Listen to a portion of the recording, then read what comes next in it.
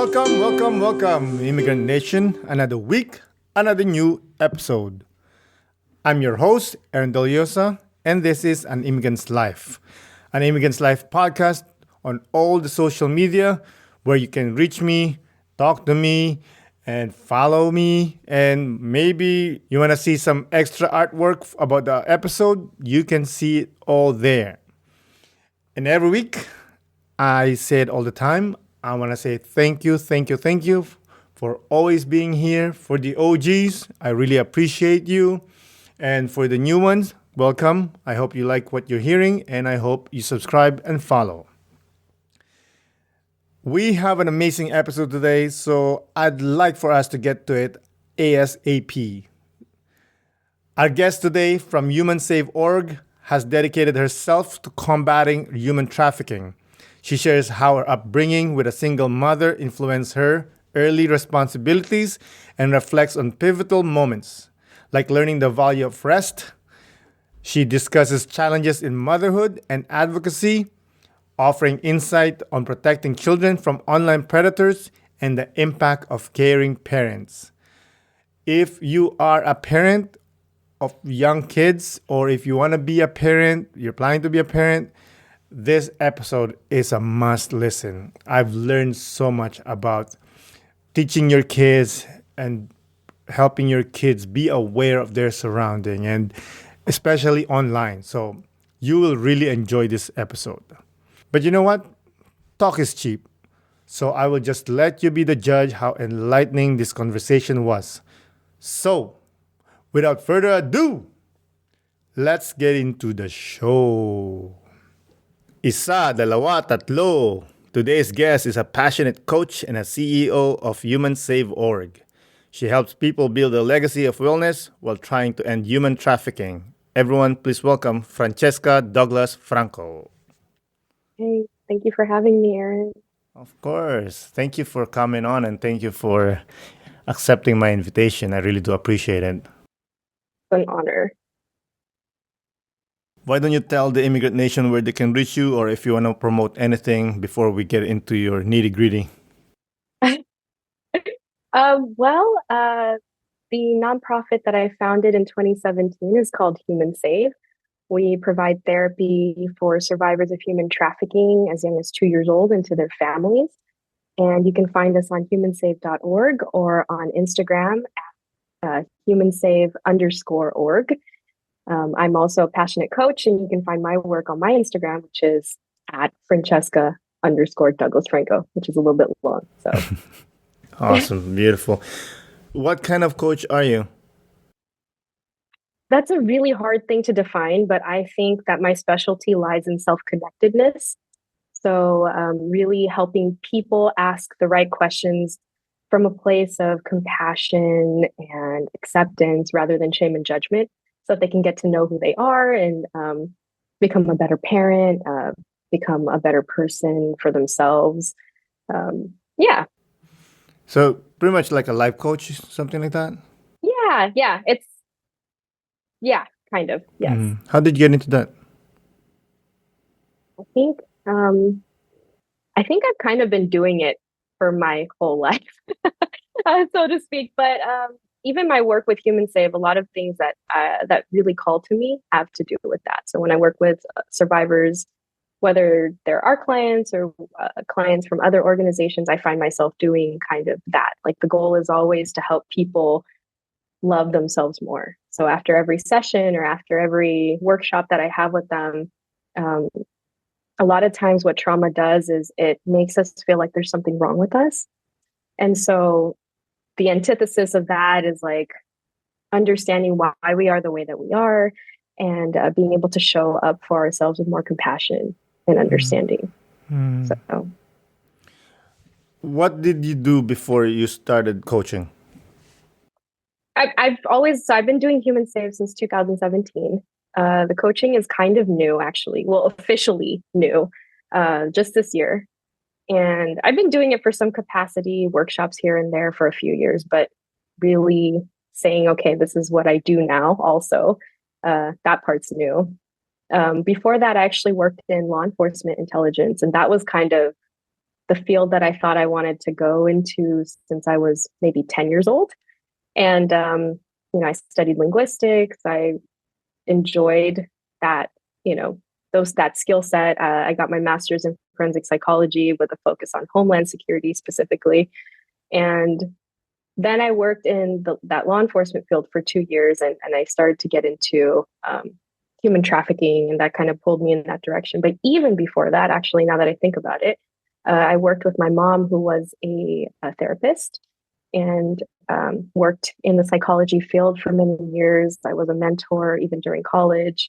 It's kind of like, it just made sense. I used to be a salsa instructor. Believe it or not, some skills for that are also transferable. It's like figuring out how people need to hear the steps or like what they need to do. But everybody has a different way of learning, and trying, like, as a coach or as a instructor or whatever it is, like, we're the ones who have to be able to adapt and understand how that person needs to hear it.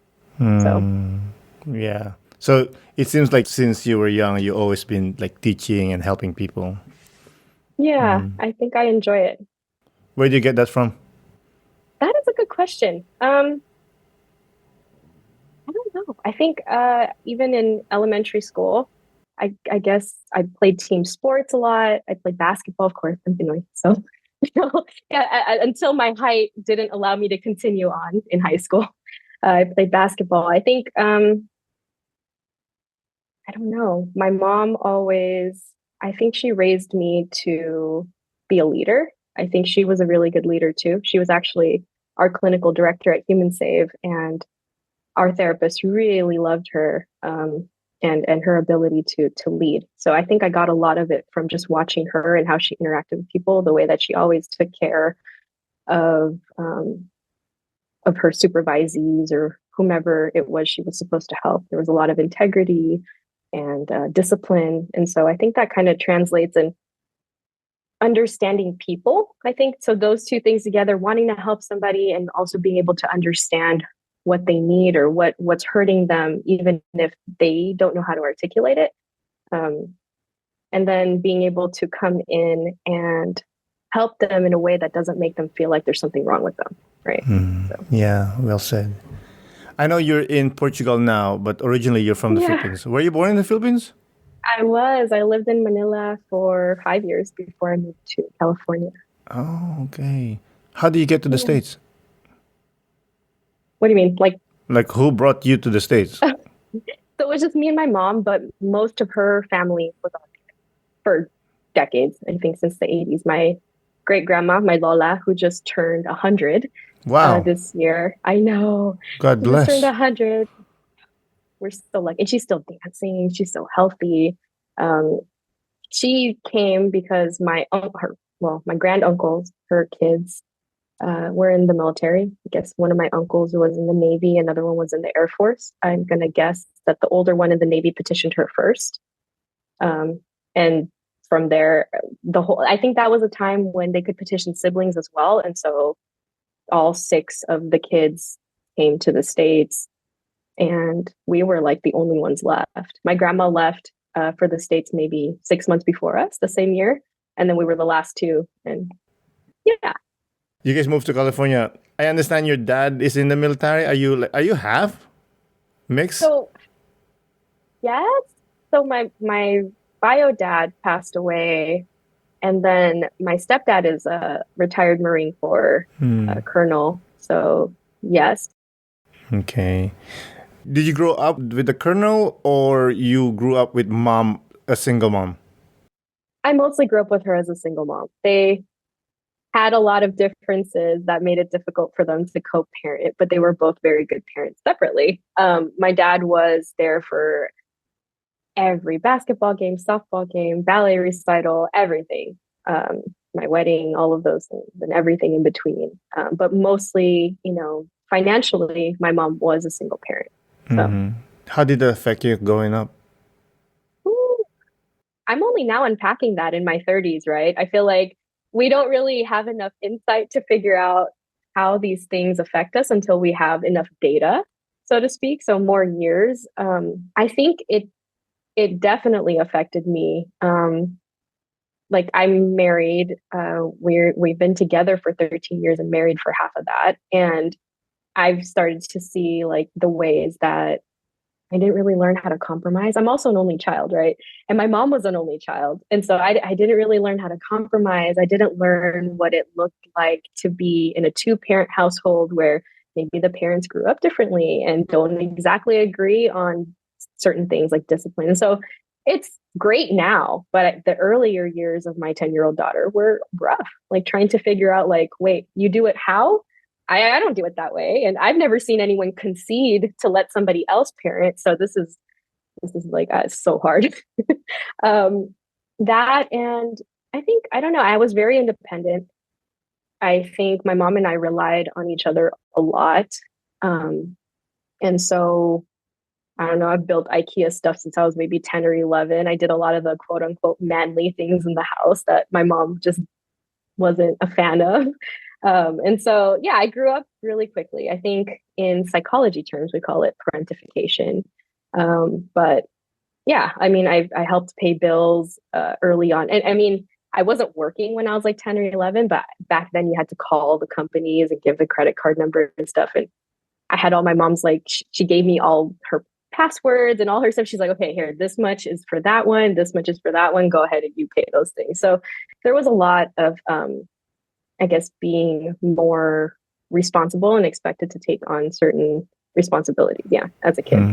That's amazing that it taught you independence and responsibility. But obviously, the dark side of that is, I just want to be a kid. Yeah, there was a lot of that. Yeah. How did you deal with that? Did you have friends or someone that you could lean on during those times?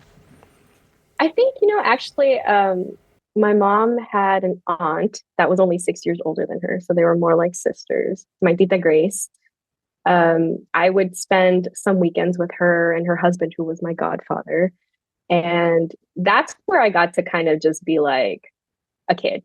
I didn't have to do any chores. They took me rock climbing and all the fun stuff, all the fun sporty stuff. I just didn't have to worry about anything. Yeah, really. And some friends in high school, I think I also spent the night at their house and kind of got to see like, oh, okay, they don't have to worry. Like they just do their own homework and that's it. Like you just take care of this one thing, or you take care of a couple of the chores, right? Fix your own bed or whatever, and like that's it. So yeah, that Yeah, was nice. that's tough. Were you guys good financially? Mm, uh, we had enough, and as I got older, we had more. But I think it was always kind of tight, right? Like at least when I was younger. Like I remember shopping at Goodwill. I remember getting Barbies that were, naked Barbies, because obviously when people give away their stuff, they take all the clothes. And just that part was hard. Payless shoes back when Payless, one, existed, and two, was cheap, because there was a time when Payless got so expensive. I was like, what the heck is this? And then later on, shopping at Ross. I don't know if you guys have Ross in Canada. We have but something in common. yeah, Yeah. so it got a little bit better and better and better. But I think that it being hard in those earlier years, like everywhere until maybe high school, definitely made an imprint on my expectations when it comes to money and finances in general. Yeah, there's a little bit of fear in there, that I'm still working on, actually. So Did you grow up being financially intelligent with money, or you're one of those just let's ball out? somewhere in between, because I've always been one, like, responsible, right? I had to know how to pay bills when I was 10.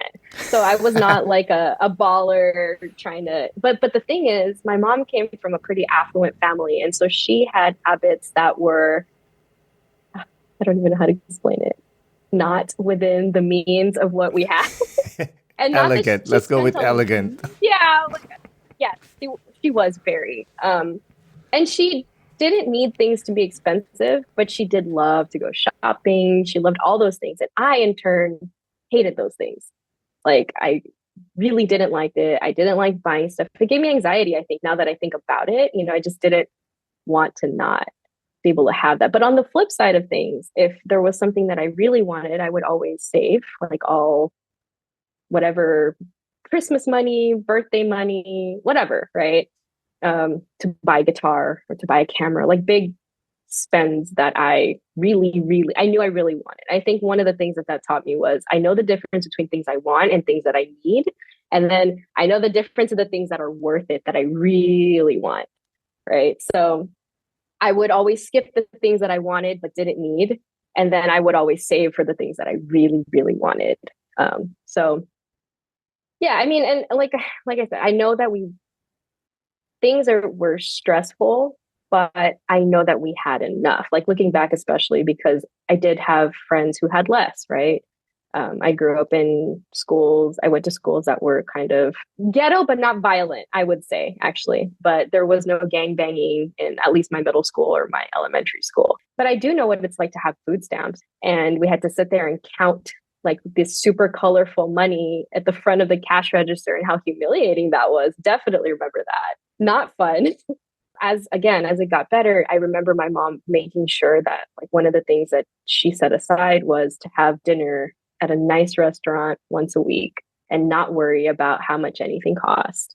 Or yeah, we'd buy Payless and shop at Ross, but at the end of the year, my freshman year of high school, it started. She would save for a trip. Like one of them was to London for a week, another one was to Italy for almost 3 weeks. Like she'd stack her points or whatever it was. And then one of them was to the Philippines when I was 15, so 10 years after. Haven't been back since. And then, just things like that, Washington, D.C., whatever it was. But she also wanted to make sure I had those experiences. And so she would skip on name brand $80 jeans and, save all of that and take me on a trip at the end of the year. She focused on the big picture. Yeah. I love that. I love the idea that forget about the Nikes and the Adidas and whatever else you want, but I promise you at the end, we're going to go somewhere that's, that will stick with you forever and you're going to learn something or whatever else. Yes. Being with mom the whole time with, growing up with her, just her and you guys are very close. And I know she passed. Mm-hmm. It's most silly for me to ask, but how are you dealing with the grief? Ooh. Thank you for asking that. I know that's a hard question. I deal with it as in it comes, like they say, it comes in waves, and it's really, really true. We were so, so close.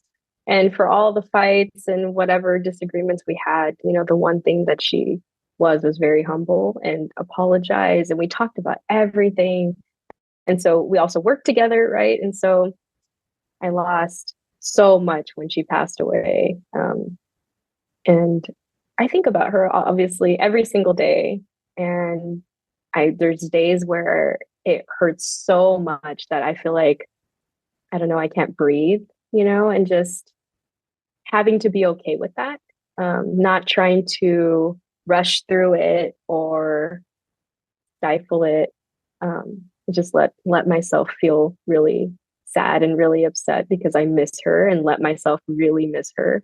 And then there's times that, I think about our memories, and my husband is really good at this. He's just like brings her into conversation occasionally all the way throughout the day. Oh, we used to call her, my kids used to call her Glamma. Like Glamma would say this or she'd say that, or, and it's great because it keeps her alive and keeps the funny things that she used to do alive. And so my girls get to grow up also, remembering those things. And then I also get to feel like there's a part of her that's still there.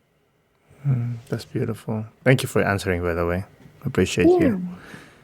Is there something that you do to honor her memory? It could be a small thing or a big thing that you keep on doing, just like, that's for you, Mom. Every time I ditch work, she was she was like, her friends used to call her the bad influence because like one of them's a doctor, like one of my ninas, like they're really close in high school. And she's like, I remember they always talked about this. Like, I could have gotten a perfect score on whatever, but you took me out to have fun, because she was that person. And the older I get, the more I realize, oh man, she really knew when people needed a break, based on whatever it was. And she would call me, and mind you, we work together, right? And she's like, Francesca, you need to stop working. Like, just go do something fun. Don't even tell anyone where, just go do something, like go to the beach, go do something, and don't think about your kids, don't think about your husband, don't think about work, just go. And I really miss that. And then the days that I do take off when I know I'm supposed to be doing 1,000 things. Even in high school, she would encourage me to take ditch days. She just made sure, she was like, as long as all your school stuff is done and you have a good grade in that class, I just tell me where you're going to be and what time you're going to be home. And I would always ditch to, I don't know, the bookstore that was down the street. I'd What a spend the nerd. whole day there. I know, such a nerd. I'd go down there, I'd take my books, I'd go reading by the docks and by the lighthouse, and I'd spend most of the day in the bookstore reading the books for free, right? I didn't have to buy them. I could just sit there and read them. And I taught myself Italian that way one summer. And just like, she just gave me the space to do stuff that I loved and knew that I didn't need to work 9 to 5 or go to school 7 to 3:30, and let that be my entire life. So every time I take a break, I think of her. That's beautiful. I do that with my kid too. Yeah. Yeah, because one time I found out he skipped. I was like, yo, you skip, eh? And it's like, oh, no, Dad. I'm like, bro, I knew you skip. Trust me, the amount I skipped school when I was young, you'll never equal it. I promise you. And I know you're responsible. All I want is you tell me when you're going to skip and where you're going to go, who you're going to be with. That's all I care about. Now, I don't Are you care. safe? Yeah, be safe, He's more mature than me, to be honest. And I always I tell love them, that. I always tell them that, because sometimes there's homework, And like, bro, you don't have to do the homework. It's okay. Like, it's homework. Who cares? You're going to die? You're not going to die, bro. No. You have other things to do. But no, not him. Same. He's that type of kid that, like, he's very studious. Mm. So, but I love that your mom was so open with that because, in that generation, that doesn't exist. I did not have the typical tiger mom at all.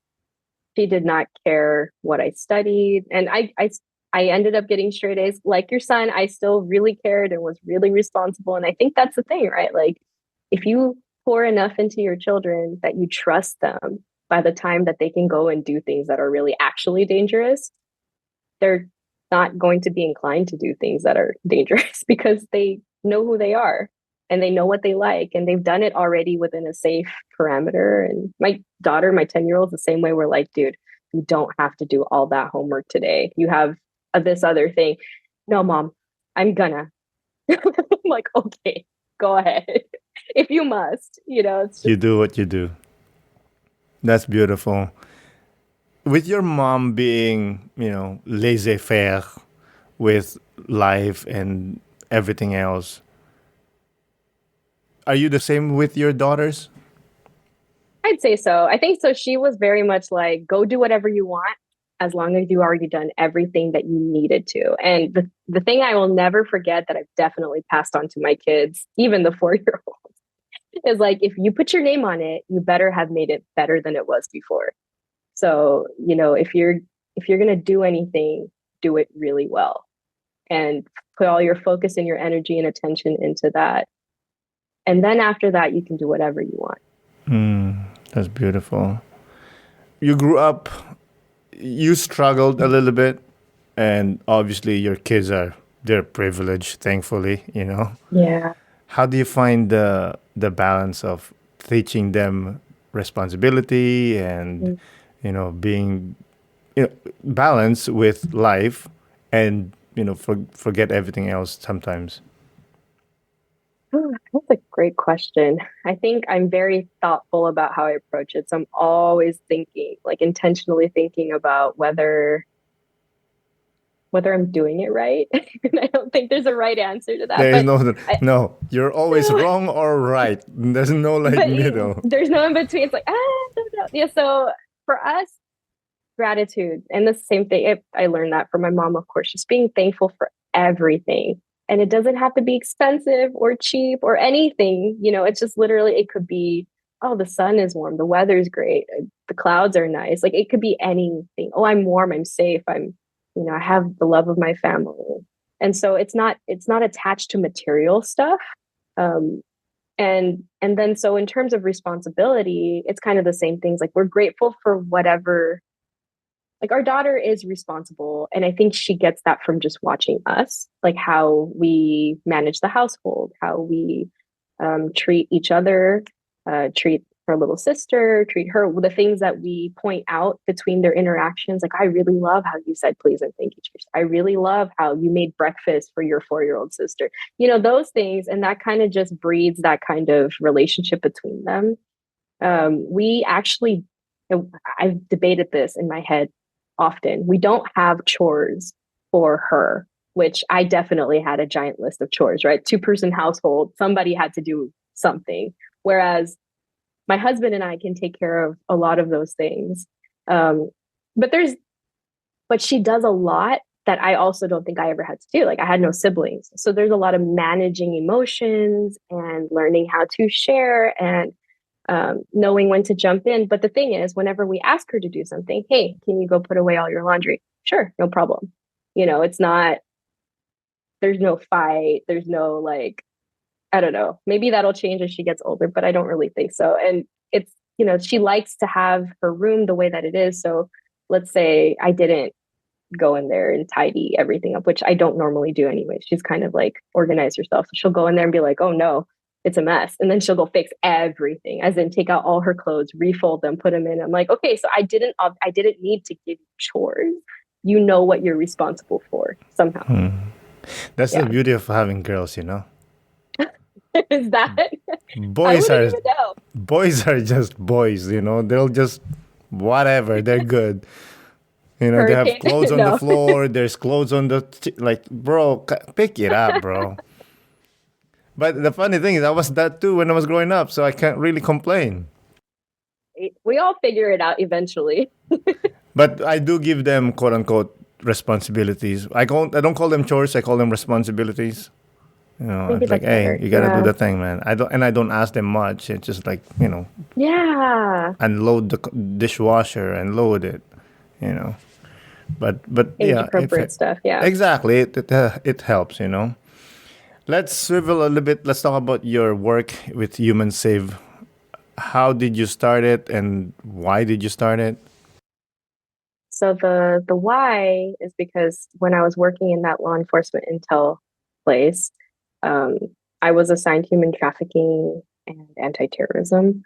And so I started to learn more about it and realized that a lot of the a lot of the special agents that were working on those cases were really disheartened because they kept seeing the same women and girls every time they went to do like a rescue mission, so to speak.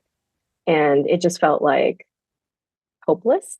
I got that general sense. And then so I started to wonder, like, okay, what skill set do I have? What assets, what resources that I could pour into that space, right? Like, what's happening to these people that they aren't getting the help that they need to actually get out? Even when they're physically extracted from the situation, what are they not getting that they keep finding themselves back in? And that question was the can of worms that basically led to Human Save starting.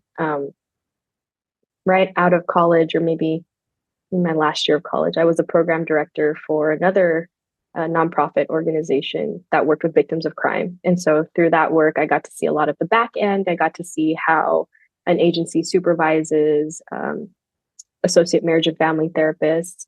My mom worked there too, but not with me. So I never saw her at work, but we worked for the same organization. And so I would ask her questions, and eventually, she was doing a lot of just helping me build the idea for what Human Save was going to be, which was primarily a mental health organization specifically for human trafficking survivors and victims. And then eventually it just became like, can you just be our clinical supervisor? And so, yeah, I mean, that's kind of how it started. She already had a private practice. She already knew how to be a clinical director. And, all of that, I mean, comes with so much, knowing all the ethics and knowing the laws regarding how to conduct therapy.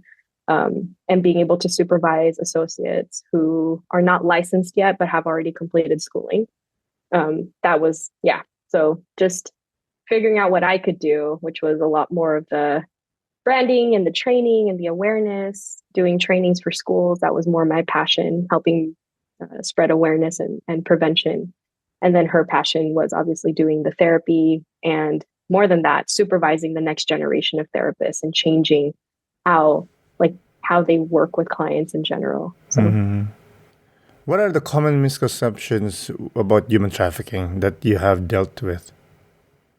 great question. The first one, I think it was more prevalent back in 2017, but that it only happens in third world countries, the Philippines or Thailand or even Mexico. I think most people believed that it really doesn't happen in the United States or any first world countries, right?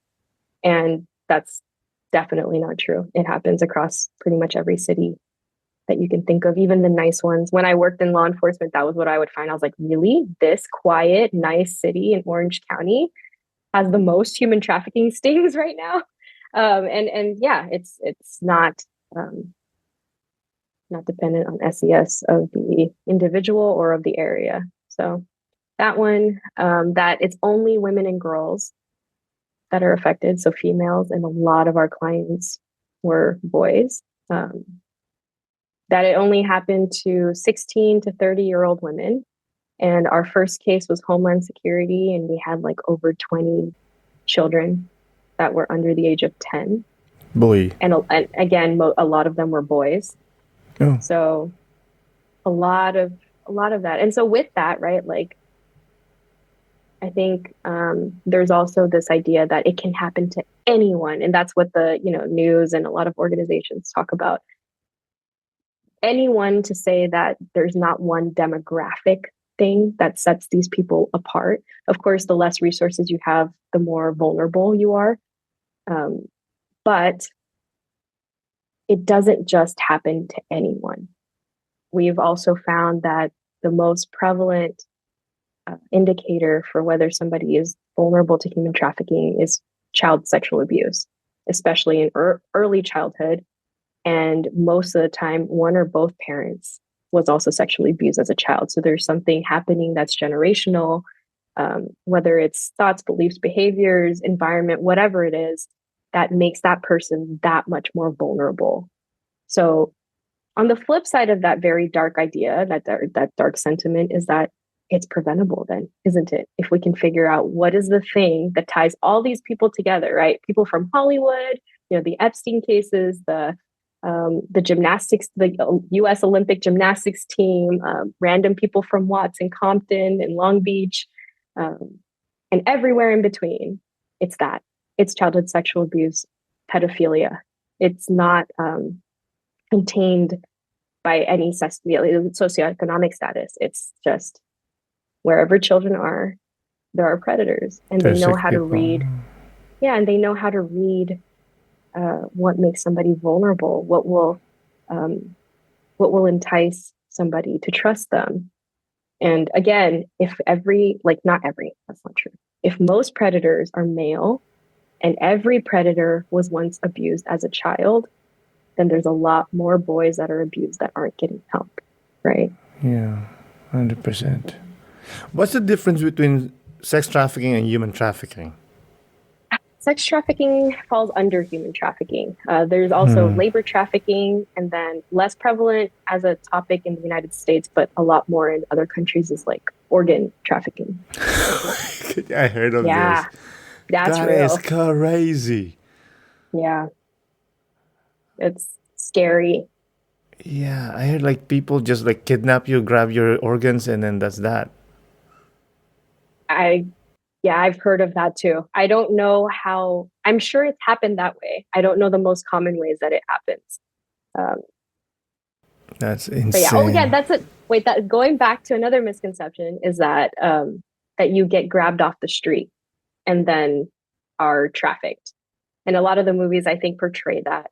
But the most, at least in LA County or in California, the most common way to get trafficked is by somebody that you've already trusted and know and love, right? So maybe they are a stranger, but they don't feel like a stranger anymore. by the time they're Yeah. doing that. Yeah, I remember growing up in the 80s when there's like the Satanist craze, like, oh, there's going to be like a group of like bikers or with a van and they'll Oh, grab you. Bro, I was yeah. so scared those days. I was like, I That's don't even go scary. out. I know you're younger than me, but yeah, we grew up with this like in the Philippines, they had this like the Satanist, like, oh, there's people will come and there's bikers and they'll grab you and make a slave out of you.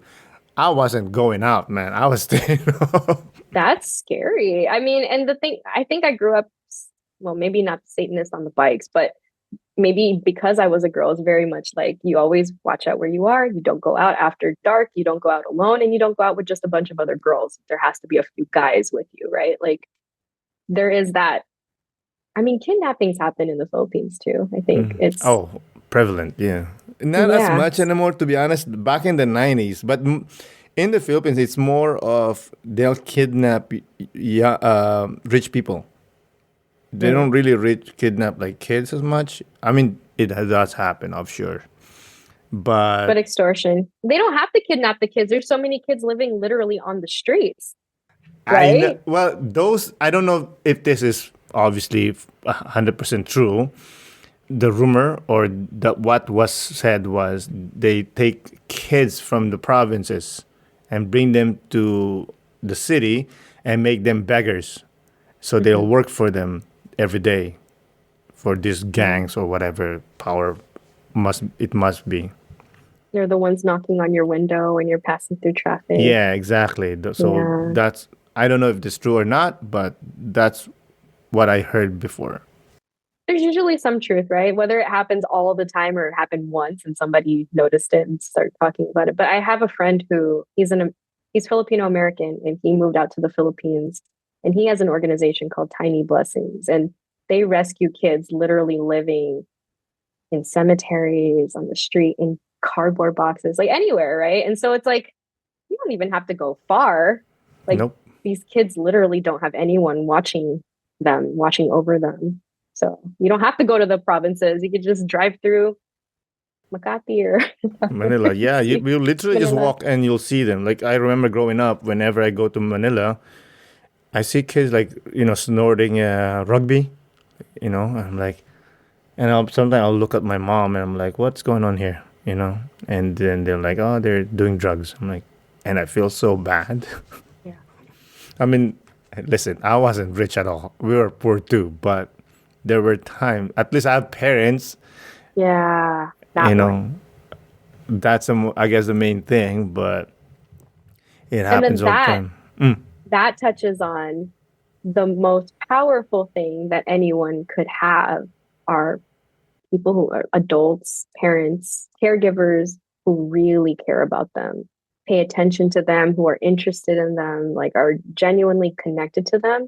Those are the kids that have armor, right? There's not a single thing somebody could offer them that they would want because their parents or whoever is caring for them is giving them that attention. Like that's the number one way to hook kids or even adults into trafficking is like, hey, attention. Let me bomb you with attention. Let me text you all these nice things. Let me buy you stuff. And even if you're buying them stuff, but it's the attention more than even the stuff. The stuff is just another form of like, oh, I care about you. But it's that caring, that perceived sense of like, wow, somebody really loves me.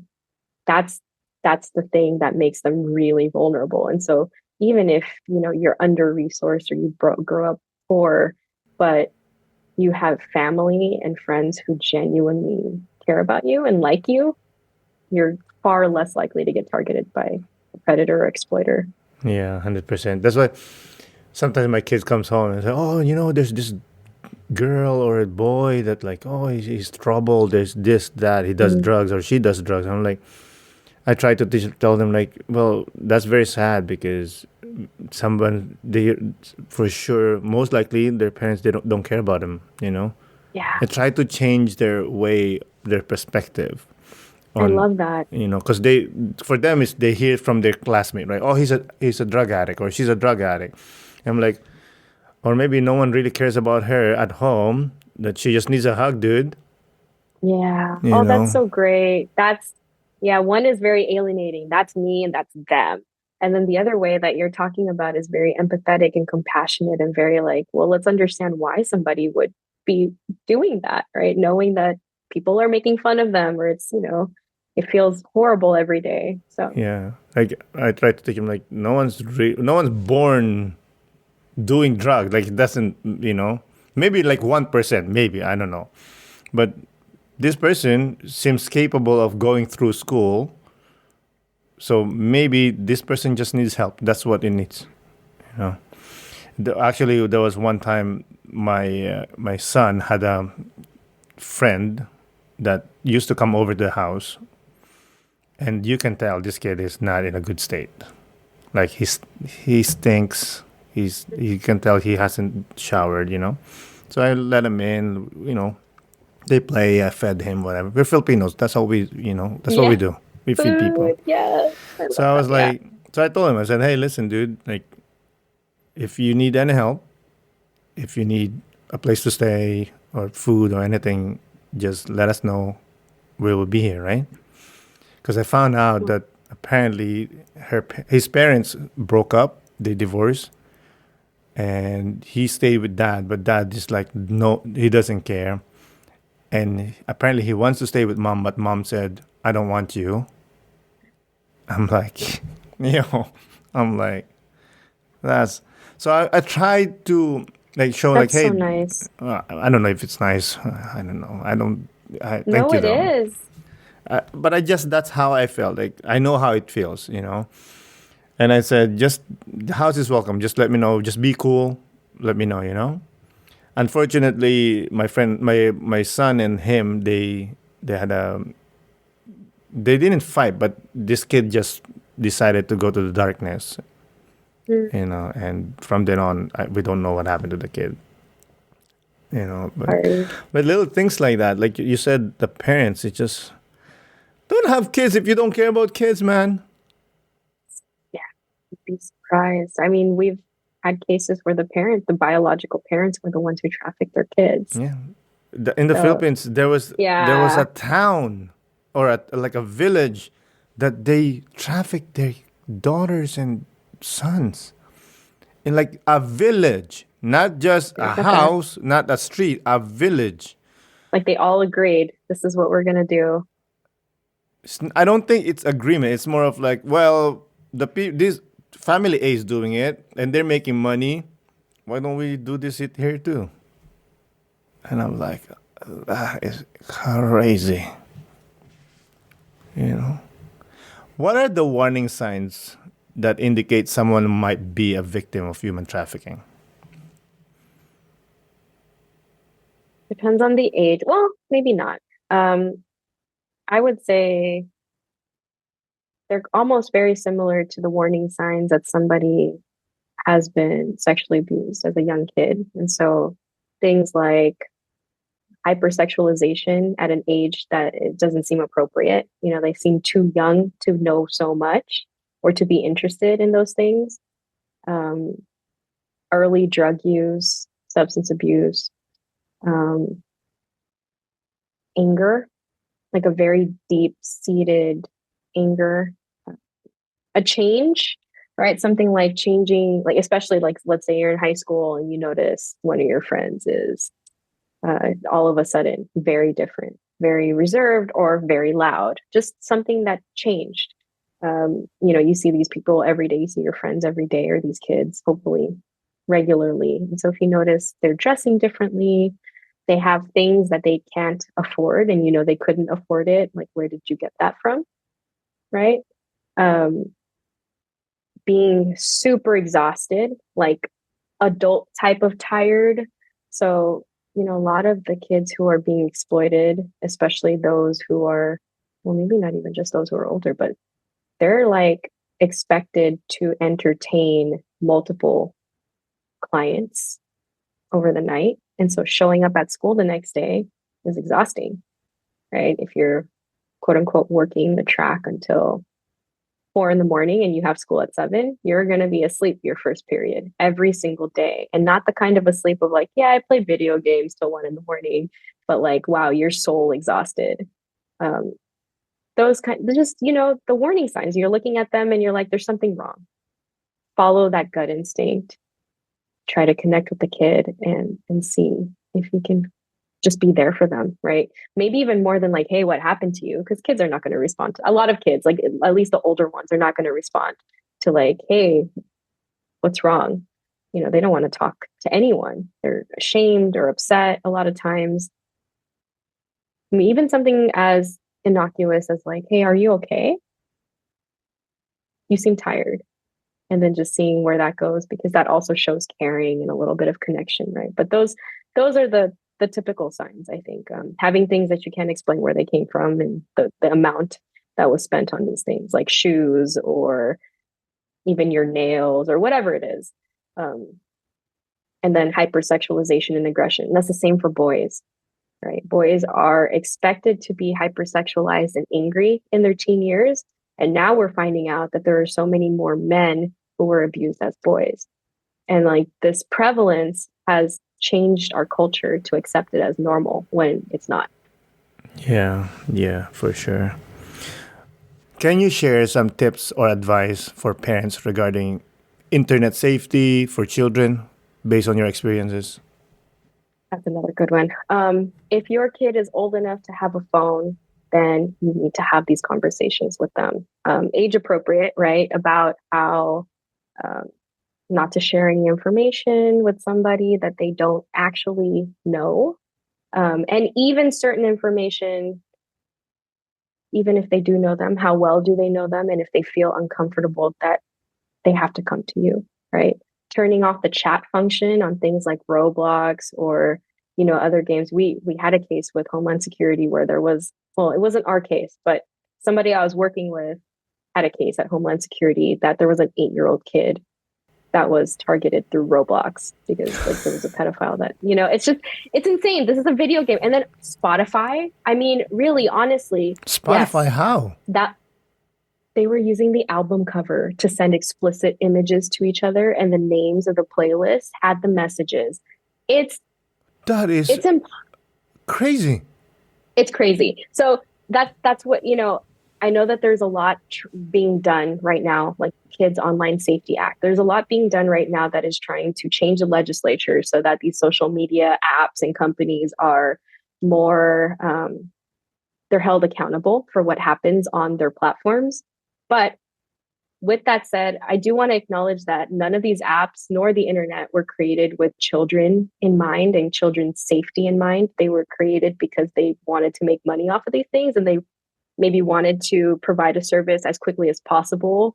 If it's like Google wanting to find stuff out, whatever. It wasn't to keep our kids safe. And so that's on us as parents. And if we feel uncomfortable having these conversations with our kids, then they are not old enough to have a device, right?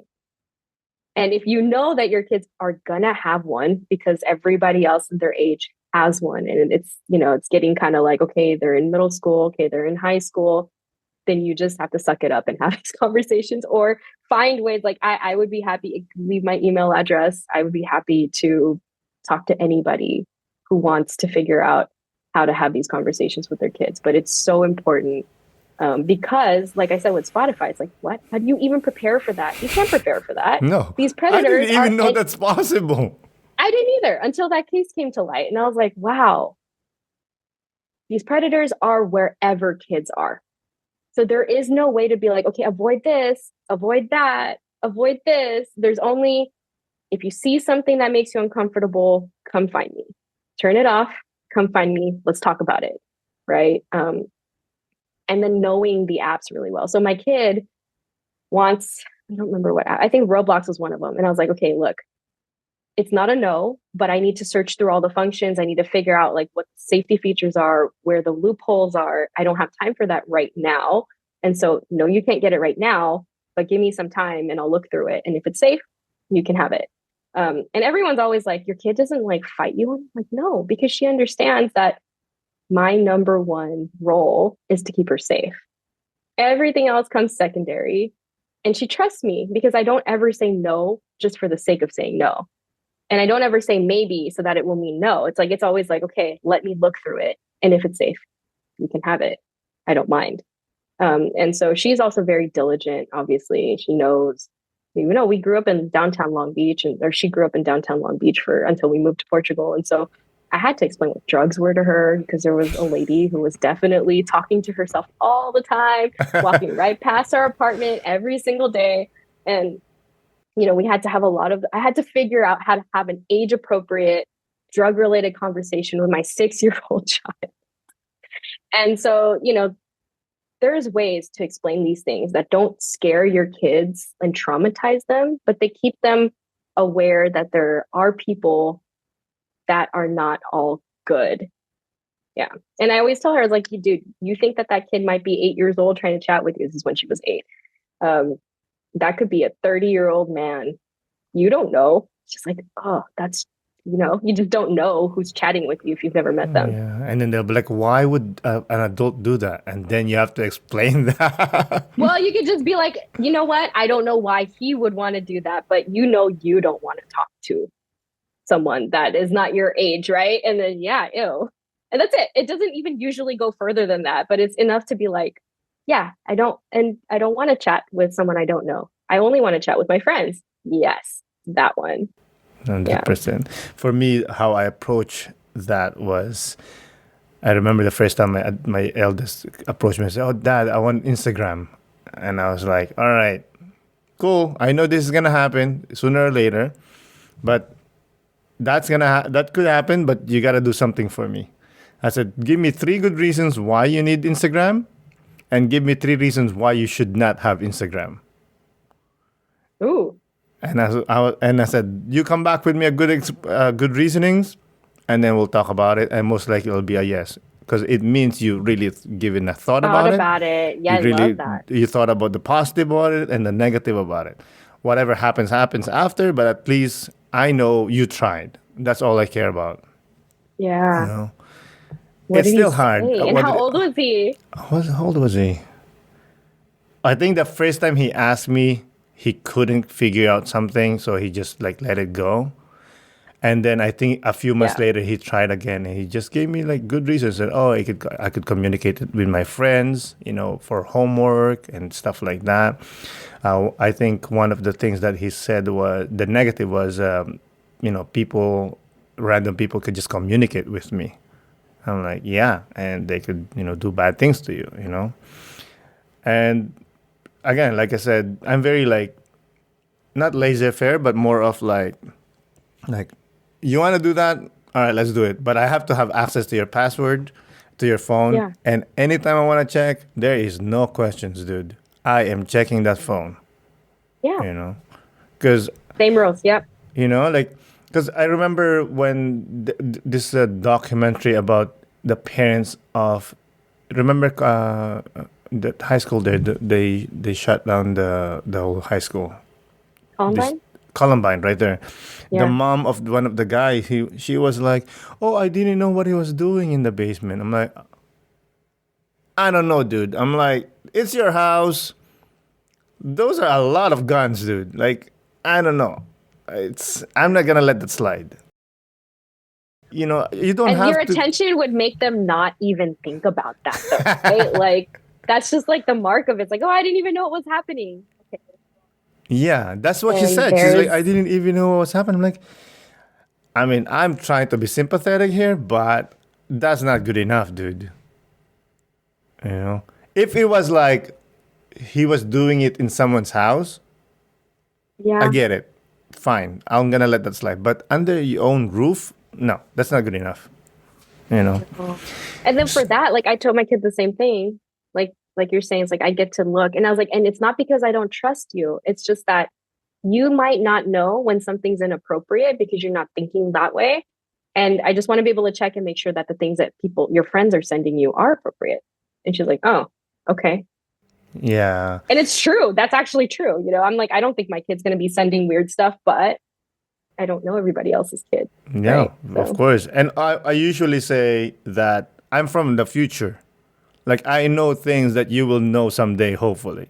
So I'm trying to give that knowledge in the future for you, Yeah.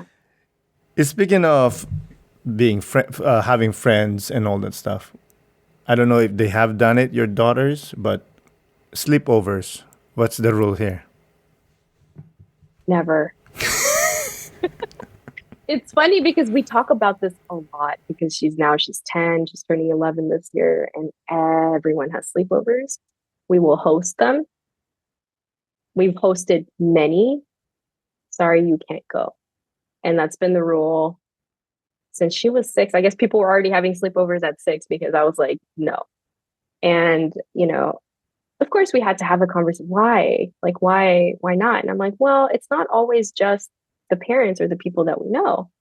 There could be somebody in the home that I wouldn't know came over, like it's not my home. Like people's friends come over, their family comes over, and it's hard to explain. That's like, okay, I know a situation of every variety in which somebody was hurt during a sleepover.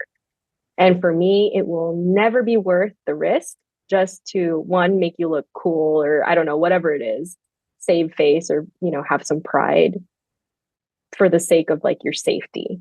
Like never. And so I've had parents ask me like, oh, why don't you do sleepovers? But most parents are just like, oh, okay, no, totally, we respect that. Right. Like that, because I think they might assume that something happened to me. And fortunately, it did not because I also had a no sleepover rule. And my husband also, his parents had a no sleepover rule.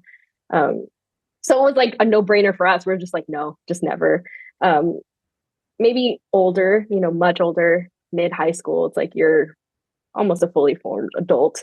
I think I could sleep over at like one or two people's houses when I was in high school that my mom really knew and trusted.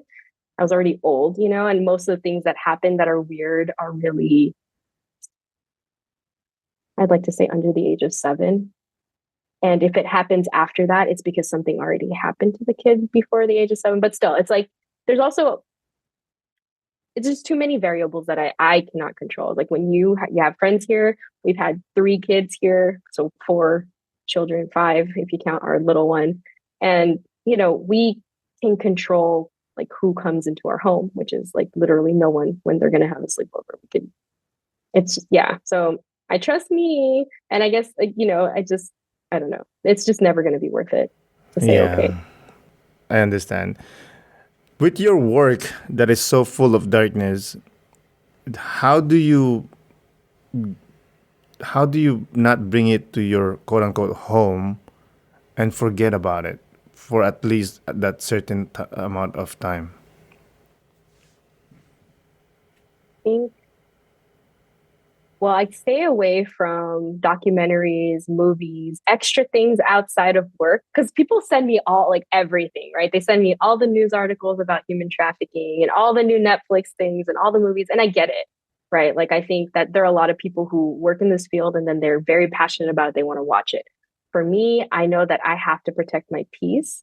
And so I don't watch anything outside of like my husband even will watch documentaries about some of those things. And I'm like, I'm going to go read. Or I'm going to go play guitar. I'm going to go do something else that doesn't involve my work, because I already know how bad it can get. I play.